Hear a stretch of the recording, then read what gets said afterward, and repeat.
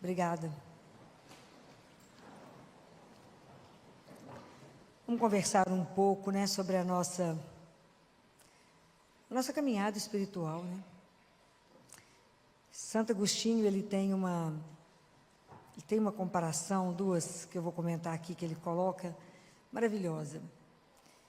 Ele diz que nós fomos feitos, o projeto de Deus para cada um de nós é algo tão grande, que nós não conseguimos ter dimensão, porque o nosso coração é muito estreito. Então é preciso alargar o nosso coração para que a gente possa compreender o tamanho daquilo que Deus quer para cada um de nós. Nós não temos consciência do que significa o projeto de Deus para a nossa vida. E numa outra comparação, ele diz que quando Deus quer te dar mel, encher você de mel. O mel é o símbolo da ternura e da bondade de Deus. Então, Ele quer te encher de mel. Mas dentro de nós tem só vinagre. Azedos que somos. Irritados que somos. Então, nós precisamos tirar o vinagre, lavar, para tirar o sabor. E permitir que se dilate em nós o nosso coração, que é esse vaso que Ele quer encher, para que caiba o mel. Como é que a gente pode fazer isso? Há um caminho que a gente pode viver isso. Porque quando a gente começa a nossa consciência espiritual, a gente procede igual criança. Sabe quando criança dá uma semente de alguma coisa para ela plantar? Então ela corre, planta, faz tudo que a mãe orienta, ou o pai orienta, planta, e no dia seguinte ela levanta e vem correndo para ver se já nasceu, né? Inclusive já deu fruto, flor. Aí chora quando vê o que aconteceu, nada. É a nossa vida espiritual. Nós temos pressa e achamos que na nossa vida espiritual ela é um caminho de mágica. Não é um caminho de mágica. É um caminho de investimento. É um caminho de muita luta pessoal. É um caminho de trabalho conosco. Porque senão a gente não consegue sair do lugar. Então, quando nós ouvimos no Evangelho de domingo, aquele jovem que veio correndo atrás de Jesus e fala com ele: mestre, o que eu faço para conseguir a vida eterna? É tudo que a gente deseja. Porque os mandamentos eu já sei todos, já cumpro. Mas imagina, para nós que estamos no caminho, viver os mandamentos é o óbvio, não é? Não é? É igual hoje, quando uma pessoa passa mal do coração, a gente faz só o eletro, não é óbvio? Só que o eletro acrescenta quase nada. É igual quando uma criança tem uma doença genética, a gente faz o cariótipo, é quase nada. De tantas outras coisas que tem para serem feitas. É a mesma coisa na nossa vida espiritual. Os 10 mandamentos já parece que é uma coisa óbvia, que não só conhecemos, mas a gente cumpre. Não é não? Não é? Então, o que mais, Senhor? Como é que eu posso dilatar meu coração? Como é que eu posso trabalhar tudo isso? E é tão interessante que naquele livro, O Diálogo, Catarina de Siena, lembra? Vocês já leram? Algum de vocês que já leu? Já leu? Folheou? Ninguém leu. Catarina de Siena é a segunda doutora da igreja. A primeira, Teresa de Ávila. A segunda, Catarina. Deus Pai fala com ela assim: Catarina, você precisa me fazer 3 pedidos. É luta que eu vou falar agora. Só podia vir de um pai, né? Só podia vir do pai. Então, você me peça, Catarina, um coração que seja inflamado pela caridade. E a caridade, ela é alimentada, sustentada pela paciência e humildade. Se você não tiver uma das duas, então você não tem nada. Isso é só o primeiro pedido. Então, vocês imaginem que para a gente cultivar as virtudes da paciência, da humildade, há um trabalho conosco. Há um trabalho pessoal do autoconhecimento. Que eu preciso entender como é que eu estou azeda, como é que eu estou irritada, como é que eu estou nervosa, como é que a minha paciência é -1, a tolerância é menos que 0. Então, se eu percebo isso em mim, eu preciso ir primeiro confessar, para que Deus possa me lavar do vinagre e me encher do mel. Então, se eu percebo que eu estou ficando muito irritada, muito nervosa, muito brava, falo, vamos procurar um padre e confessar. Porque não está normal, tá? Não, semana passada eu falei com vocês. A gente precisa, antes de fazer, a gente precisa ser. E o nosso grande desafio é ser filho de Deus. É o grande desafio. Então, filho de Deus combina com ser irritado, mal-humorado, nervoso. Mas, imagina, é muita luta pessoal, porque a gente carrega as questões do pecado original. Então, é igual a criança que já acha que já está tudo pronto o fruto. Não. Tem um trabalho constante em mim que eu preciso fazer. E esse trabalho constante é a oração. A única coisa capaz de dilatar o nosso coração é a oração. Então eu preciso pedir a Ele a graça de me ver. Fala, me ajuda a perceber os meus pecados. Me ajuda, inclusive, a conhecer os pecados ocultos, igual está escrito lá no Salmo 19. Lá no Salmo 19, está escrito assim no versículo 13. Quem pode discernir os próprios erros?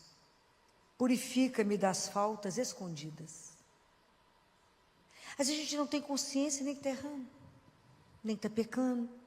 Então a gente precisa pedir a Ele. Então a oração, ela é uma arma das mais poderosas que nós temos na mão.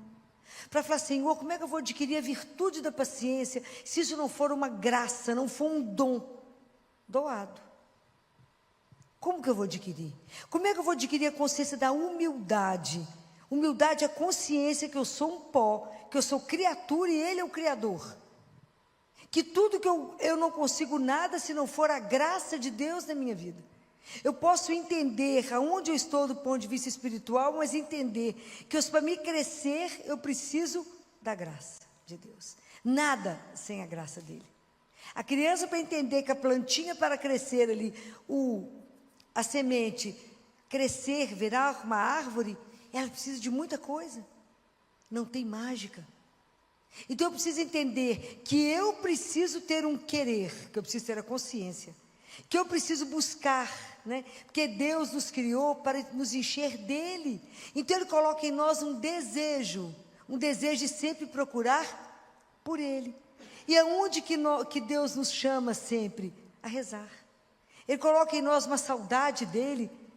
E a oração é a forma que a gente tem de falar com Deus. Oi, deixa eu entrar só um instantinho na sua tela. Se essa mensagem está falando com o seu coração, aproveita agora, se inscreva no canal Mulheres Católicas, deixe o seu like e compartilhe com alguém especial. Assim você ajuda essa missão a alcançar mais corações. E se você quiser apoiar ainda mais de um jeito bem simples, torne-se membro do canal. O seu apoio ajuda a manter essa obra no ar e a levar mais mensagens de fé, esperança e oração todos os dias. Quem estiver assistindo pela TV, é só apontar a câmera do celular para o QR Code que está na tela e entrar direto na área de membros. Obrigada por caminhar conosco. Agora, vamos voltar à reflexão. Quando ninguém mais quiser te escutar, quem te escuta? Deus. Então é pela oração. Quando você estiver vivendo uma situação que não tem mais saída do ponto de vista humano, quem te escuta? Quem pode resolver? Deus. Quando você estiver numa solidão, se sentindo péssima, sem ninguém mais, quem está com você? Deus. Então nós temos que estreitar esse laço.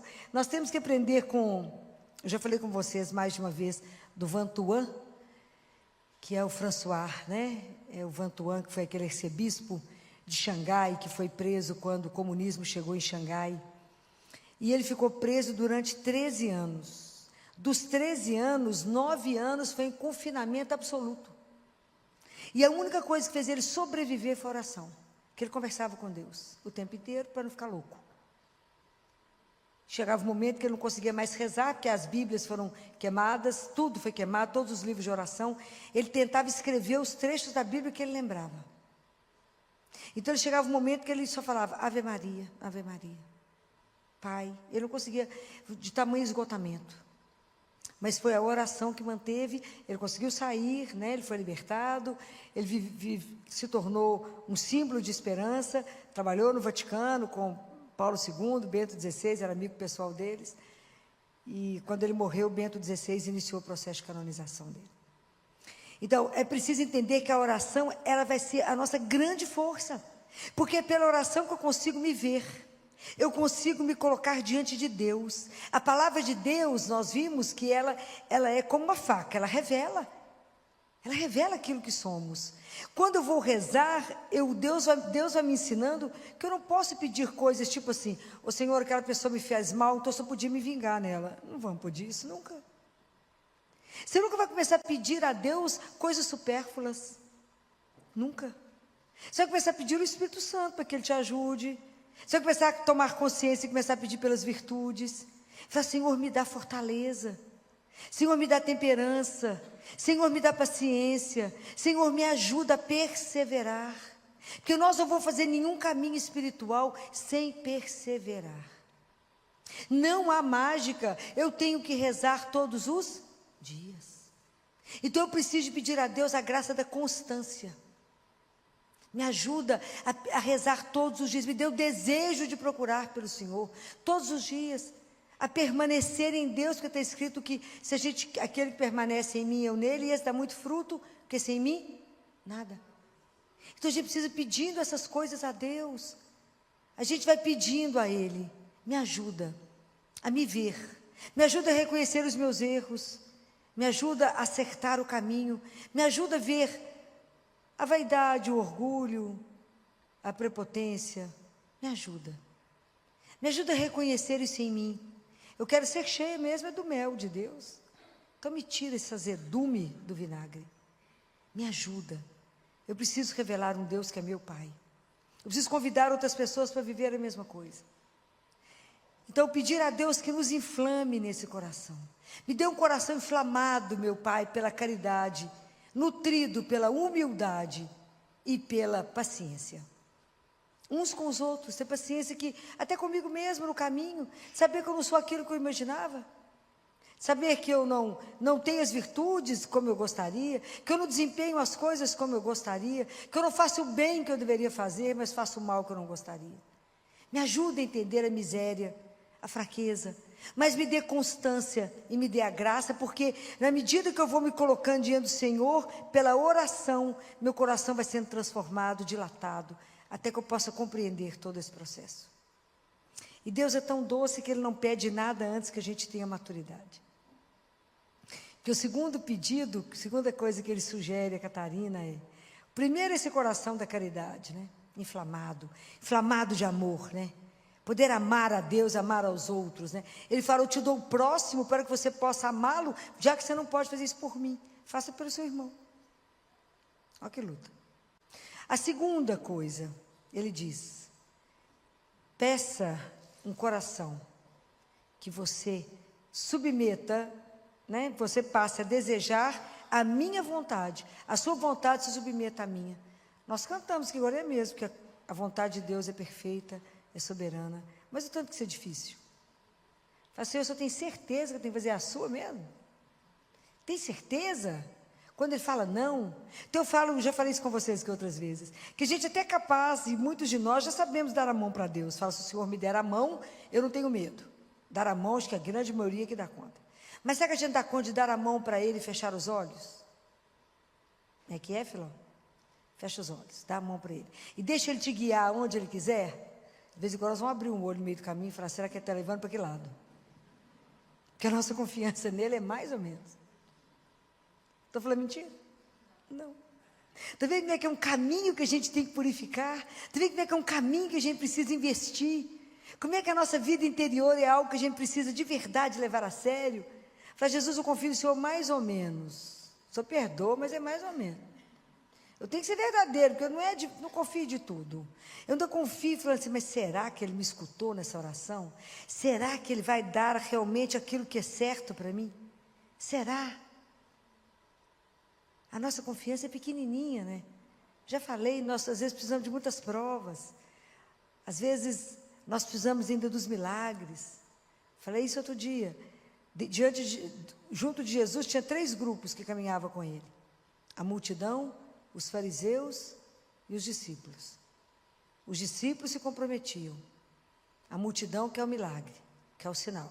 E os fariseus criticavam. Em qual delas nós nos enquadramos? Então é preciso que a gente desperte, que abra a consciência e fala, gente, como é que eu faço? Porque se realmente só Deus é bom, só Ele é bom. Jesus falou isso, só Ele é bom, porque Ele nos criou. Ele criou o mundo para nós. Só você parar e olhar tudo que Ele fez para nós. É encantador. Cada vez que você olha uma coisa, você fala, nó, que criatividade, que espetáculo que Ele fez isso. Só Ele poderia nos ter dado Jesus. Tem coisa mais doce na nossa vida que Jesus. Só Ele está sempre atento a tudo. Só Ele pode nos amar como Ele ama. Só Ele pode cuidar de nós como Ele cuida. Por causa da bondade dEle. E a gente ainda fica duvidando. Fala, será que me ama assim mesmo? Será que é assim mesmo? É assim, eu digo. Aliás, é muito mais do que isso. Fora o que Ele criou para nós que a gente ainda não viu. Os olhos não viram, o ouvido não viu. Nenhuma mente é capaz de pensar aquilo que Ele criou para aqueles que o amam. É muita coisa. Então, por isso, nosso coração precisa ser dilatado. E aprender. Mas até a gente aprender a fazer a vontade dEle, eu já falei com vocês, vou sugerir aquilo que Ele ensinou também. Na hora que falar, seja feita a vossa vontade, curve a sua cabeça. Aprenda a entregar as pequenas coisas para Ele. Fala, Jesus, eu queria isso, mas se o Senhor não quiser, seja feita a vossa vontade. Aprenda a entender isso. Aprenda a se entregar, aprenda a confiar. Eu fico pensando que quando a gente estava lá na Santa Casa, numa luta para conseguir 10 salas para montar o autismo, o ambulatório de autismo, que a Santa Casa vai entregar agora na entrada do ano um presente para a sociedade encantador, encantador. A Santa Casa está abrindo um serviço de atendimento exclusivo para o SUS, né, para as crianças carentes de autismo, de altíssimo nível, né, de chorar de emoção. Nós vamos inaugurar isso em breve, né? E esse projeto ele só vai existir, primeiro, porque a direção da Santa Casa abraçou o projeto. O provedor, com toda a superintendência, abraçaram. E segundo, porque o senador Rodrigo Pacheco bancou em dinheiro. Senão, não teríamos isso. E isso vai ser algo espetacular. Vai ser da gente chorar. Nesses dias eu brincava com o provedor. Ele estava vendo lá a gente terminando as reuniões e falou, essa inauguração, falei, vai rolar lágrimas, senador, o provedor. Vai ter, o que vai ter nessa inauguração? Eu falei, muitas lágrimas, porque é um projeto de chorar. Projeto encantador, trazendo as pessoas que irão trabalhar, desde os psiquiatras, os neurologistas, a turma que vai trabalhar de psicólogo. Tem inclusive um psicólogo que é autista. Terapia ocupacional e as coisas que estarão lá, esse projeto é encantador, porque ele vai cuidar da criança até 18 anos, quando ela vai ficar inserida no mercado, vai ter diagnóstico, tratamento, inserida no mercado, enquanto as crianças estiverem tratando, os pais serão acolhidos e cuidados, e as prefeituras do interior que quiserem mandar as equipes de saúde serão treinadas de forma gratuita. Então, é algo espetacular, que a Santa Casa vai entregar, está em obra. E aí eu numa luta com 10 salas, rezando, diante do Santíssimo, Jesus, só está vendo a situação da criança pobre, Jesus. Só vê criança pobre, Jesus, me ajuda, abre as portas, né? Eu na luta por 10 salas, Jesus deu um prédio. Tudo que Ele dá é sempre maior, né? Sempre assim. A gente nunca podia imaginar, ia um prédio, o senador falava, filósofos precisam de ter algo da própria Santa Casa. E aí tinha um prédio mesmo, ali, ó, que vocês passaram diante de São Lucas, do outro lado, tem Araújo e tem a Pacheco, é um prédio em cima da Pacheco que estava fechado. Lá será inteiro do autismo das crianças do SUS. É de chorar. O dia que inaugurar, vocês vão ver que tecnologia, que tudo, sim, que orgulho a gente poder entregar isso, a Santa Casa poder entregar isso para a sociedade mineira, né? Assim, é de chorar. Então, eu pensando em 10 salas, tinha um prédio, né? Ele falava, filho, ó, presta atenção, não vai ter as salas, porque tudo fechou para as salas, porque vai ser o prédio. É sempre muito mais, então, pedir a Ele esse coração que se abandona na vontade dEle. Não vai ser essa coisa pequenininha, vai ser uma coisa grande. Porque tudo, sempre que vocês contarem com o menino Jesus, vocês verão que tudo do menino Jesus é na abundância. Então não é pequenininho não é 10 salas não, minha filha, eu vou te dar um prédio inteiro.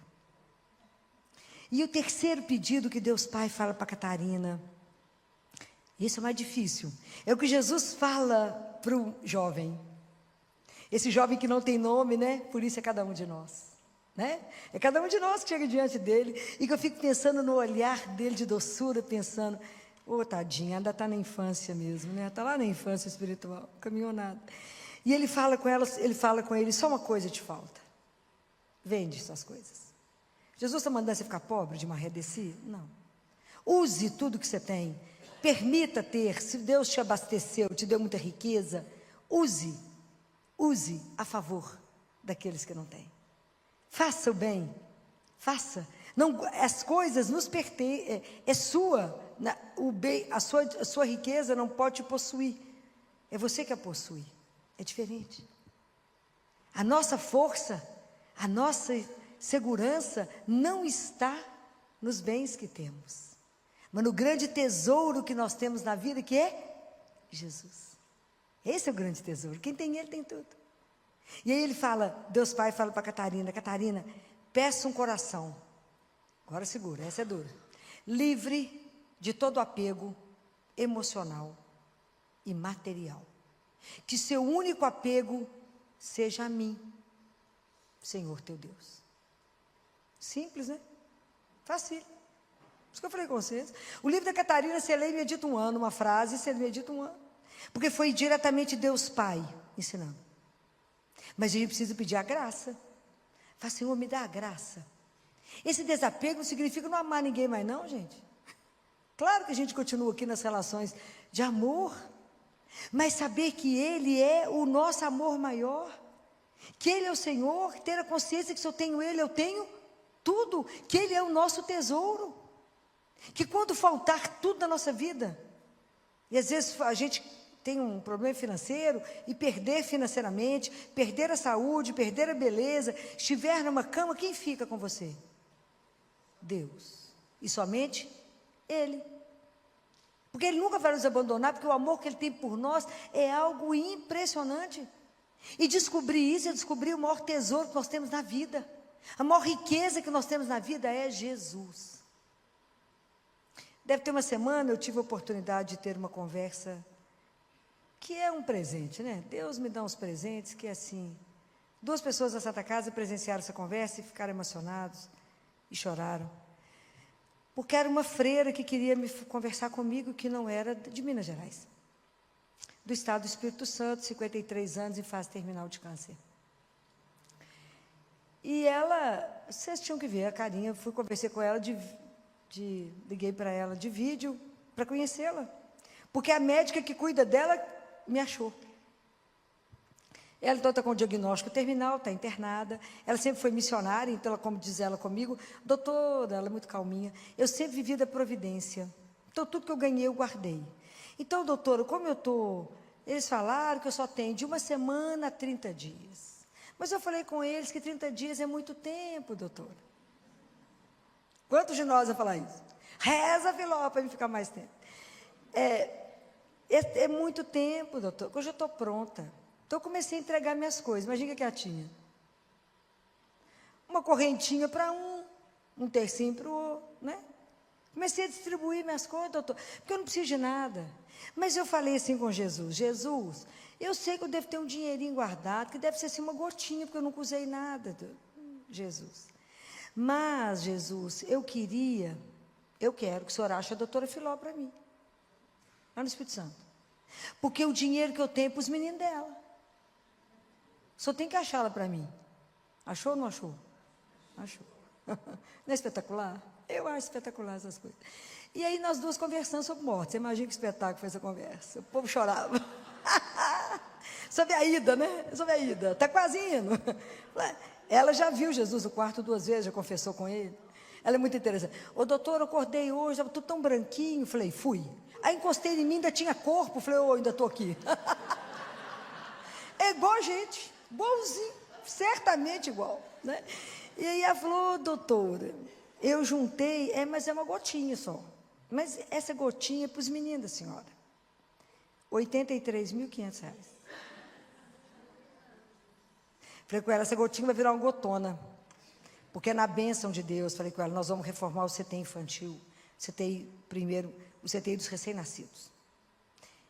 E tanto que eu mandei para você a conta só dos recém-nascidos.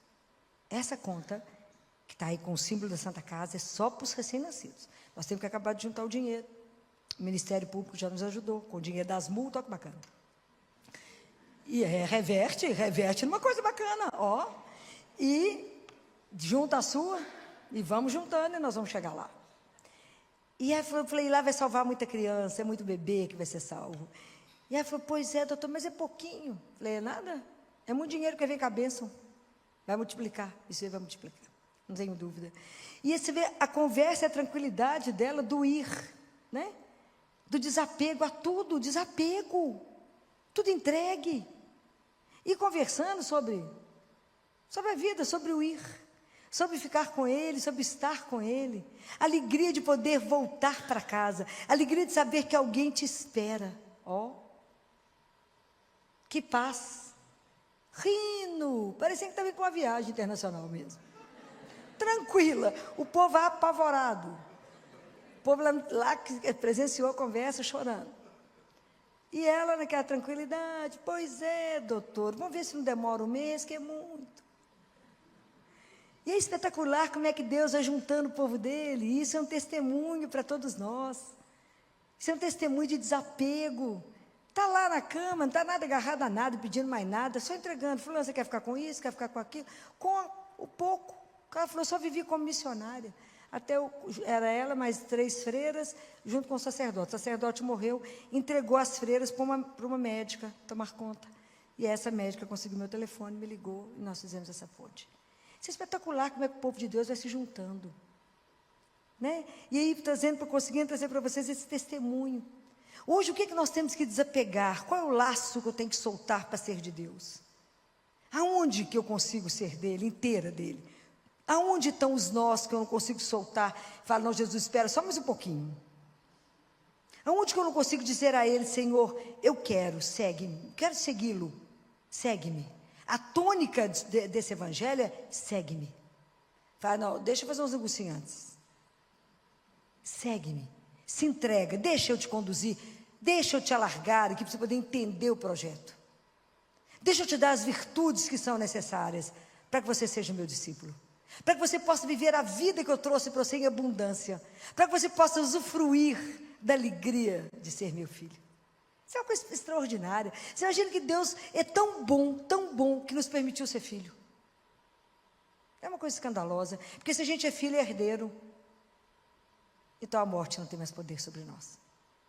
É escândalo isso. Isso é um escândalo de amor. Então, por que ficar cabisbaixo, achar tudo difícil?